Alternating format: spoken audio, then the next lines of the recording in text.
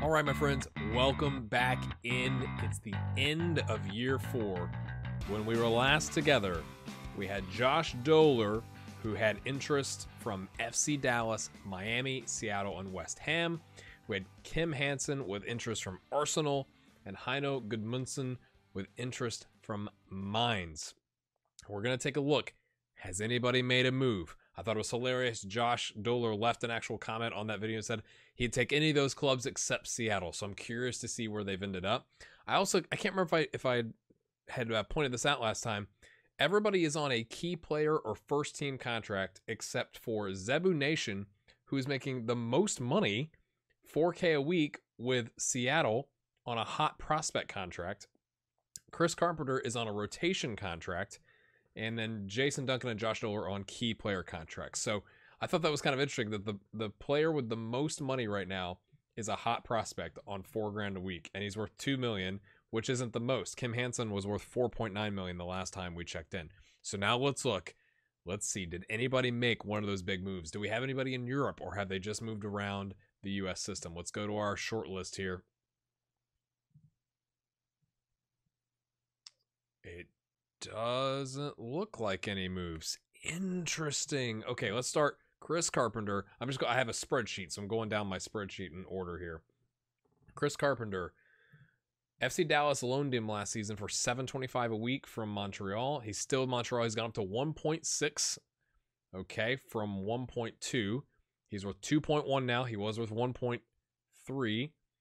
He's picked up 2 more U20 caps and no more goals.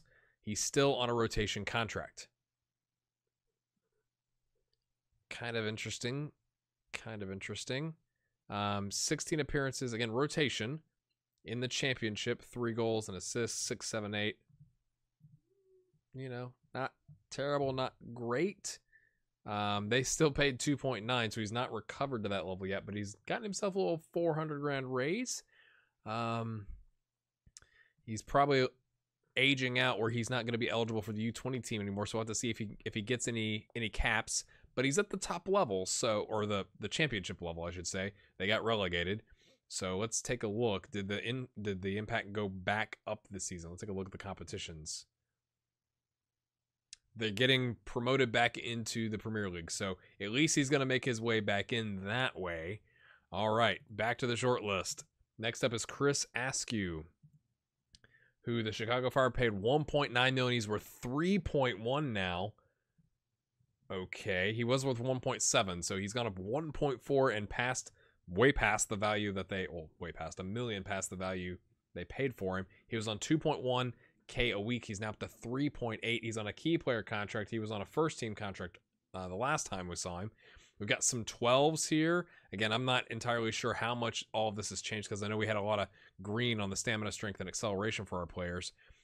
Playing at the top level, getting 32 starts in the Premier League, 3 goals, 7 assists on a 6.72. Could be better. Left winger, he's got 13 U20 caps. Okay, Chris Askew had nothing the last time, so he's picked up he's gotten noticed. Picked up 13 U20 caps and 4 U20 goals. So he's made his international debut at the youth level and gotten 4 international goals. And obviously that's a nice little uptick from last season. They sold him in the middle of the season, so maybe that's why. They had 28 games and now he's had 32 actually in the league. Although his rating isn't as good as those 11 games he had when he first came in and he was fired up and excited about it. No one interested in him though, so that's interesting. Contract. Oh, I guess I should look at this. He's got a minimum release clause of clubs in a continental competition of 7.25 and 3.6 for a relegation release clause. Interesting. Let's go back and take a look at Carpenter. Does Carpenter have anything in his contract that's preventing him from leaving? Minimum fee release clause, $10.25 million. Domestic clubs in higher divisions. So that's because they're in the championship going back up. So that won't really matter now that he is going to get promoted back. And they have an optional contract extension for him. Interesting. Okay. That's something we'll have to watch now is those contracts. Jason Duncan still with Richmond. Richmond was relegated, so they picked him up from the Baltimore Armor. They were relegated. He only played 17 games. Uh-oh. He's on a key player contract.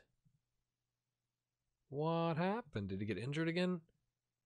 3/26/20. No. Okay, he was out 7 months, so that would have been October. Okay, that probably explains it, right?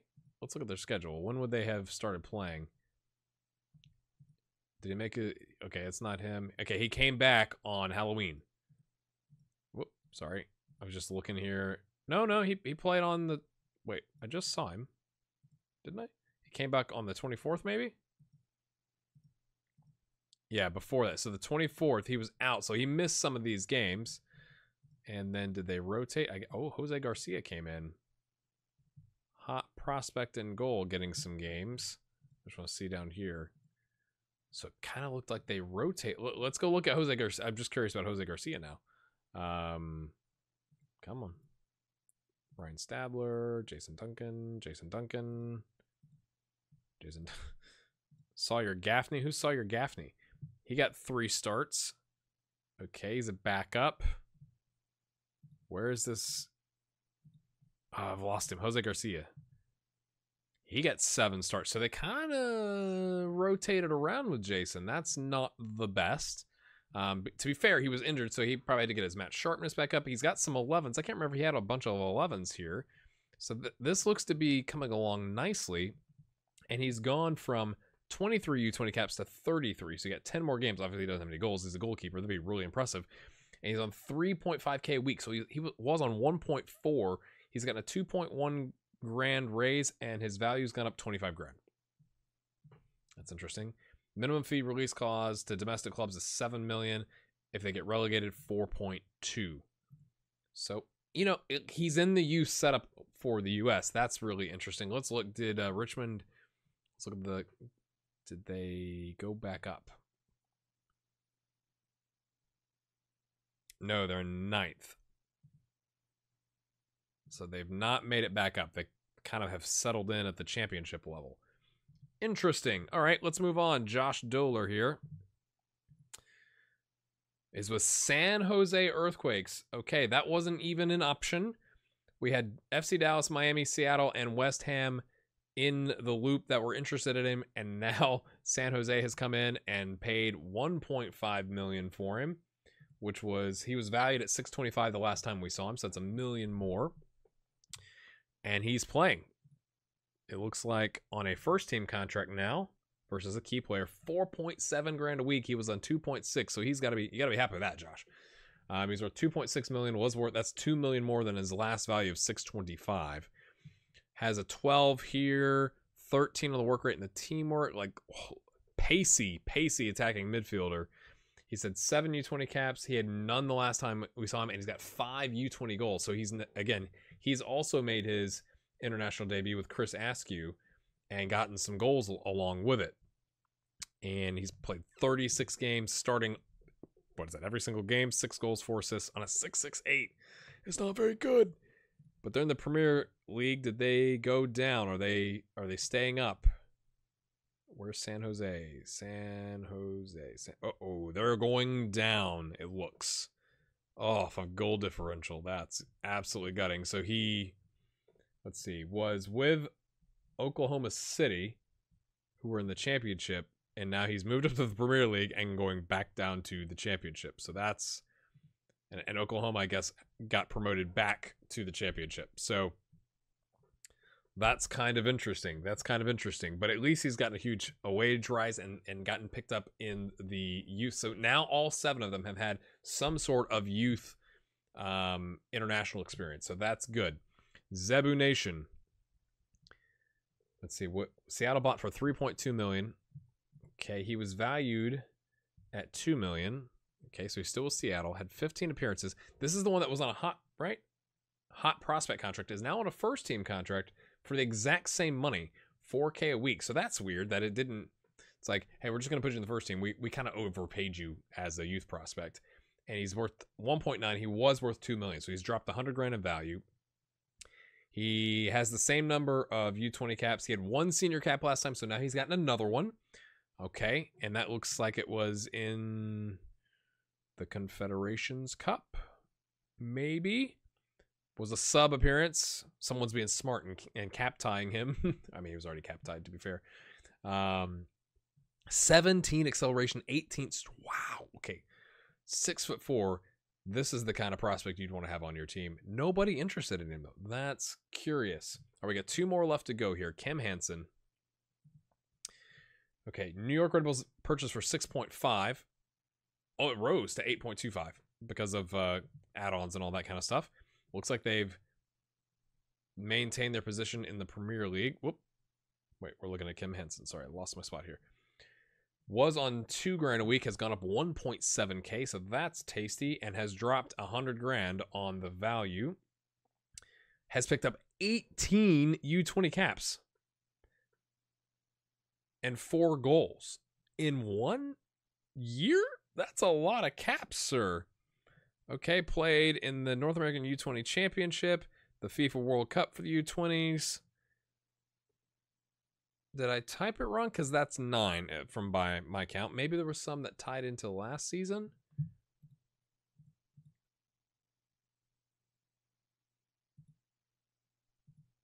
Interesting.